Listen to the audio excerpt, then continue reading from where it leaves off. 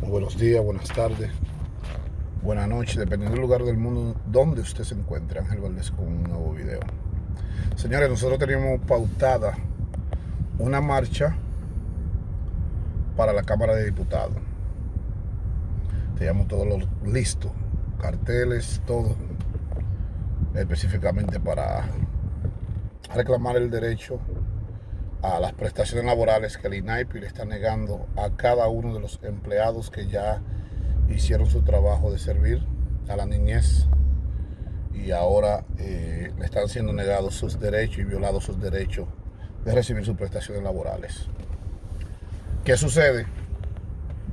El Poder Ejecutivo, dígase el gobierno, ha decretado un toque de queda en base al crecimiento de la cepa de COVID-19 en República Dominicana. Y por tal razón, la Cámara de Diputados y la mayoría de los estamentos del Estado no están funcionando. Y nosotros, para hacer un reclamo, necesitamos hacer un reclamo con los diputados presentes para que ellos puedan escuchar nuestras peticiones y además la súplica de todos esos trabajadores que le están siendo negadas sus prestaciones laborales. Nosotros vamos a posponer para otra fecha.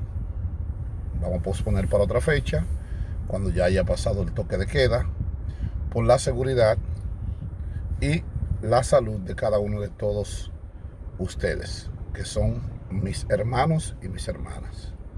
Así que ya ustedes saben, tengan feliz resto del día, bendiciones para todos y esta lucha sigue. Bendiciones. Ángel Valdés, 1917-648-3764.